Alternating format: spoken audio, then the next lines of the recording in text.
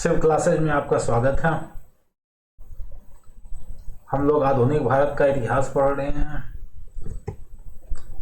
इस वीडियो में हम लोग ब्रिटिश आर्थिक नीति के तहत भू राजस्व नीति को पढ़ेंगे। तो भू राजस्व नीति में कौन कौन सी थी? 3 व्यवस्थाएं थी: अस्थाई बंदोबस्त, रैयतवाड़ी बंदोबस्त और महलवाड़ी बंदोबस्त। इन तीनों को एक एक करके देखेंगे, लेकिन उससे पहले एक थोड़ा सा पृष्ठभूमि टाइप का समझ लो कि ये व्यवस्था आने से पहले कैसी व्यवस्थाएं थी भारत में। तो इससे पहले जो व्यवस्था था उसमें भू राजस्व जो था वो उपज का हिस्सा होता था। अर्थात अगर 100 केजी अनाज उपजा है तो उसमें एक लिमिटेशन है कि 50 केजी टैक्स के रूप में जाएगा। अगर 50 केजी ही अनाज उपजा है तो उसमें 25 केजी जाएगा टैक्स के रूप में। और मान लो कोई विशेष घटना घट गई जिसके कारण 10 केजी ही उपज हुआ है तो उसमें 5 केजी जाएगा टैक्स के रूप में। अर्थात क्या था? उपज का हिस्सा। टैक्स जो था वो उपज का हिस्सा था। ये व्यवस्थाएं लागू होने से पहले और जमीन पर राजा, जमींदार और किसान तीनों का अधिकार होता था और कोई एक दूसरे के अधिकार को चैलेंज नहीं करता था। ठीक है, लेकिन बाद में भू राजस्व क्या हो गया? जमीन का किराया हो गया कि उपज हो या ना हो आपको टैक्स देना है। तो उसमें कैसे क्या व्यवस्थाएं हुई उसको हम लोग ध्यान से यहां पर पढ़ेंगे।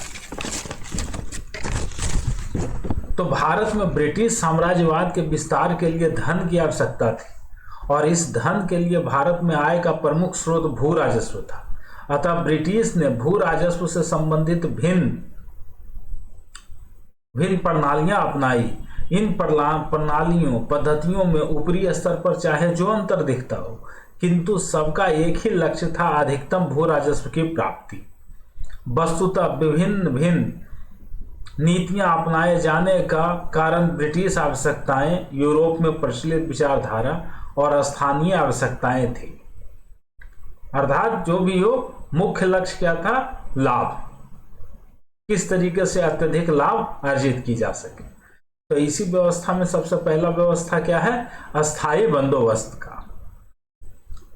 तो आइए जानते हैं इसके बारे में। सर्वप्रथम अस्थाई बंदोबस्त के बारे में सुझाव फ्रांसिस ने दिया था, किंतु कॉर्नवालिस ने के समय 1793 ईस्वी के आसपास यह व्यवस्था कुल ब्रिटिश क्षेत्र के 19% क्षेत्रों में लागू किया गया। अर्थात जितने क्षेत्र ब्रिटिश के अंडर में थे उसमें से 19% क्षेत्र पर अस्थाई बंदोबस्त लागू किया गया। इसमें बंगाल, बिहार, उड़ीसा, बनारस व उत्तरी कर्नाटक का क्षेत्र शामिल था। इस व्यवस्था को लागू करने में जॉन शोर के नियम विचारों ने कॉर्नवालिस की सहायता की थी। उद्देश्य क्या था? अस्थाई बंदोबस्त लागू करने का उद्देश्य क्या था? भू राजस्व की अधिकतम राशि अस्थायी रूप से प्राप्त करने हेतु भारत में एक ऐसी समर्थक वर्ग का निर्माण करना जो ब्रिटिश शासन में सहयोगी की भूमिका निभाए, प्रशासनिक कठिनाइयों से बचते हुए अपने आर्थिक हितों को पूरा करना, कृषि का विकास करना, यह सैद्धांतिक उद्देश्य था जो कभी पूरा नहीं हुआ।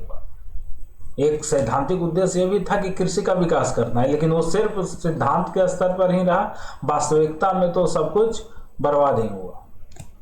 विशेषताएं क्या क्या थी अस्थायी बंदोबस्त की? इस व्यवस्था में जमींदारों को भूमि का स्वामी माना गया और किसानों को उस भूमि पर महज कृषि करने वाले मजदूर। भूस्वामी जमींदार वर्ग से सरकार ने लगान वसूली का समझौता किया और भू राजस्व उत्पादन में हिस्सा नहीं, भूमि का किराया था। ठीक है, पहले क्या था? उत्पादन में हिस्सा था, अब क्या है? भूमि का किराया है। भू राजस्व वसूली का 10/11 भाग सरकार को और 1/11 भाग जमींदार को मिलना सुनिश्चित किया गया। भूमि को खरीद बिक्री के योग्य बना दिया गया और भूमि पर से किसानों के परंपरागत अधिकार समाप्त हो गए। चारागाह, जंगल, नदी, तालाब आदि सार्वजनिक भूमि भी जमींदारों के अधिकार में चली गई। एक सूर्यास्त कानून, सनसेट लॉ लाया गया, जिसके तहत कहा गया कि यदि निश्चित तिथि को सूर्यास्त होने तक सरकार को कुल लगान अथवा उसका कुछ भाग नहीं दिया गया तो जमींदारों के विरुद्ध कार्रवाई कर उनकी जमींदारी नीलाम कर दी जाएगी। इसका परिणाम क्या हुआ? तो सबसे पहले देखते हैं इसका सकारात्मक परिणाम क्या हुआ ब्रिटिश के हित में, यानी ब्रिटिश को क्या लाभ हुआ। अस्थायी बंदोबस्त से ब्रिटिश को तात्कालिक रूप से एक नियमित आय प्राप्त होने लगी। अब बाढ़, सूखा जैसी प्राकृतिक आपदाओं से राज्य की आय पर कोई दुष्प्रभाव नहीं पड़ता था। एक ब्रिटिश समर्थक जमींदार वर्ग अस्तित्व में आया जो विद्रोहों को दबाने में ब्रिटिश का साथ देते थे। साथ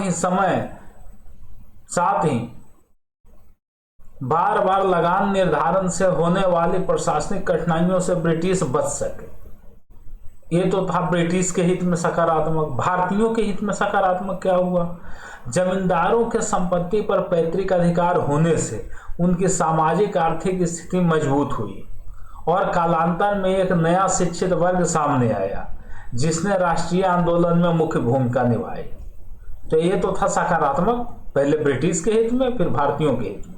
अब क्या है नकारात्मक? क्या है ब्रिटिश के पक्ष में? ब्रिटिश को भी कठिनाइयों का सामना करना पड़ा क्योंकि आय निश्चित हो जाने से उनकी बढ़ती आवश्यकताएं पूरी नहीं हो पा रही थी। तो साथ ही जमींदारों के अत्यधिक शोषण से कृषक विद्रोहों का सामना सरकार को करना पड़ा। अब भारत के पक्ष में निगेटिव बात क्या हुई, नकारात्मक क्या हुआ, ये जानेंगे। इस व्यवस्था में किसानों का अत्यधिक शोषण हुआ। इसमें किसानों की सुरक्षा की कोई बात शामिल नहीं थी। उन्हें तो जमींदारों की दया दृष्टि पर छोड़ दिया गया। इस व्यवस्था में उपज के 3 भागीदार थे, सरकार, जमींदार और किसान। इसमें से सरकार एवं जमींदार की आय तो निश्चित थी जबकि किसान अनिश्चित स्थिति में थे और जमींदारों की इच्छा पर निर्भर थे। इस व्यवस्था में अनुपस्थित जमींदारी प्रथा का विकास हुआ क्योंकि अत्यधिक लगान के कारण जमींदारों की जमींदारी नीलाम हुई और उसे दूरवर्ती व्यापारी या साहूकार ने खरीदा और अपने सेवक या एजेंट के माध्यम से संबंधित क्षेत्र में भू राजस्व वसूली की। इस तरह बिचौलियों की श्रृंखला बढ़ी, फलतः किसानों का और भी शोषण हुआ। कृषि का विकास नहीं हो पाया क्योंकि किसानों के पास पूंजी नहीं थी और जमींदार को कृषि के विकास में रुचि नहीं थी। तो भारत के पक्ष में जो निगेटिव बात थी वो हुआ। तो निष्कर्षतः हम क्या कह सकते हैं? निष्कर्षतः हम कह सकते हैं कि अस्थायी बंदोबस्त ने भारतीय अर्थव्यवस्था का आधार स्तंभ कृषि को गहरी चोट पहुंचाई।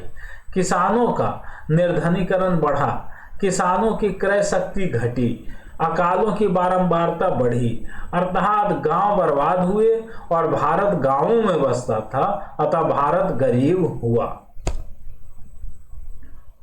अब अगला है रैयतवाड़ी बंदोबस्त।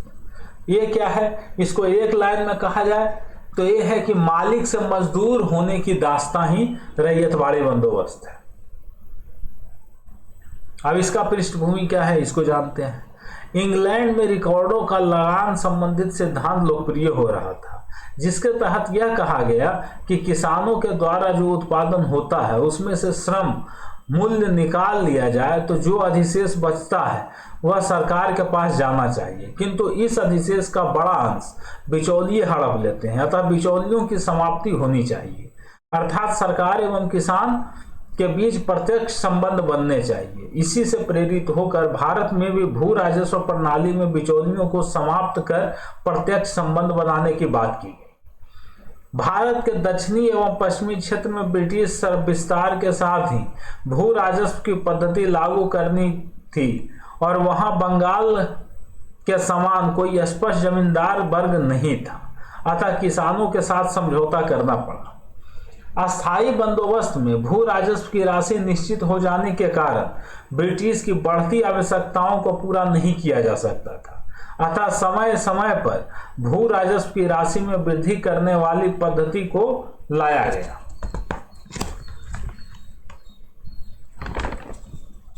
विशेषताएं क्या क्या थी इस व्यवस्था की? इसके तहत किसानों, जिसको रैयत भी कहा जाता है, को भूस्वामी मान लिया, अर्थात उसे भूस्वामी का पट्टा दिया गया तथा प्रत्येक 20-30 वर्षों में भू राजस्व का पुनर्निर्धारण किया जाना था। अर्थात इस व्यवस्था में किसान ही मालिक था जमीन का। इस व्यवस्था में भूमि का सर्वेक्षण किया गया और सामुदायिक संपत्ति पर राज्य का नियंत्रण स्थापित हुआ। साथ ही बंजर भूमि भी सरकार के नियंत्रण में रही।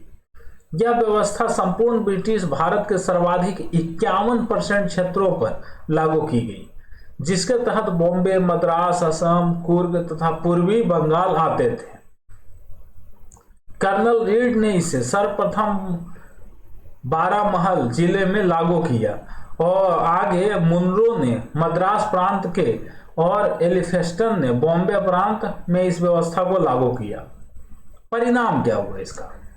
सैद्धांतिक दृष्टि से किसान स्वतंत्र स्थिति में था क्योंकि वह भूस्वामी था, किंतु व्यवहारिक रूप से किसानों का अत्यधिक शोषण हुआ क्योंकि भू राजस्व की अधिकतम दर 50% के कारण किसानों को साहूकारों से कर्ज लेना पड़ा। फलतः वह ऋणग्रस्त हुआ और उसकी जमीन पर धीरे धीरे साहूकारों का कब्जा हो गया। इस तरह महाजनी प्रथा के विकास से किसान मालिक से मजदूर बन गया। अब अगला है महालवाड़ी व्यवस्था। इसमें क्या क्या है, इसको अध्ययन करते हैं। महाल का तात्पर्य है गांव या मोहल्ला, अर्थात गांव के मुखिया से सरकार का भू राजस्व अधिकार या संबंध स्थापित हुआ। सर्वप्रथम 1922 में हॉल्ट मैकेंजी इस व्यवस्था का सूत्रपात किया। इस व्यवस्था में भी समय समय पर भू राजस्व का निर्धारण किया जाता था और कर वसूलने व जमा करने की जिम्मेदारी मुखिया की होती थी, और यदि कोई किसान कर देने की हालत में नहीं रहता था तो उसके नाम पर साहूकार से लेकर मुखिया दे दिया करता था, जिससे धीरे धीरे किसान कर्ज के नीचे इतने दब जाते थे कि उनकी सारी जमीनें तो क्या वे खुद भी गिरवी होने और परिवार को भी कभी कभी गिरवी रखने के लिए बेबस हो जाते थे। अतः इस व्यवस्था में भी अत्यधिक भू राजस्व होने के कारण किसानों का शोषण हुआ। यह व्यवस्था कुल ब्रिटिश भारत के 30% क्षेत्र पर लागू की गई, जिसमें मध्य प्रांत, संयुक्त प्रांत, पंजाब और उत्तर पश्चिम प्रांत के क्षेत्र शामिल थे। अब ये तीनों व्यवस्थाएं हो गई। अब इन तीनों भू राजस्व व्यवस्था का मूल्यांकन देखते हैं। इन तीनों व्यवस्थाओं का क्या लाभ और क्या हानि हुआ। किसानों का अत्यधिक शोषण हुआ ये सारी व्यवस्थाओं में। समाज का, विशेषकर ग्रामीण समाज का आर्थिक विभाजन गहरा हो गया। फलतः तनावों में वृद्धि हुई। भूमि को क्रय विक्रय के योग्य बना दिया गया। अतः कर्ज लेने की प्रवृत्ति में वृद्धि हुई। मुकदमेबाजी जमीनों के खातिर का विकास हुआ। संयुक्त परिवार में टूटन आई। साथ ही साथ ग्रामीण ऋणग्रस्तता में वृद्धि हुई। अत्यधिक भू राजस्व को चुकाने के लिए किसानों को नकदी फसल उगाने हेतु बाध्य किया गया। फलतः खाद्यान्न उत्पादन कम हुआ और अकाल की बारंबारता बढ़ी। निष्कर्षतः हम कह सकते हैं कि ब्रिटिश भू राजस्व नीति का एकमात्र उद्देश्य अधिक भू राजस्व की राशि को प्राप्त करना था। अतः कोई भी नीति क्यों ना अपनाया जाए, उसमें किसानों का अत्यधिक शोषण हुआ। क्योंकि किसान गांवों में रहता था और भारत गांवों में बसता था, फलतः किसानों के निर्धनीकरण से गांव एवं भारत निर्धन हुआ। ब्रिटिश भू राजस्व नीति से गांव अशांत हुए, जिसकी अभिव्यक्ति समय समय पर किसान एवं जनजातीय विद्रोह के रूप में देखी जा सकती है। तो इस वीडियो में यहीं तक, अगला वीडियो में इससे आगे पढ़ेंगे।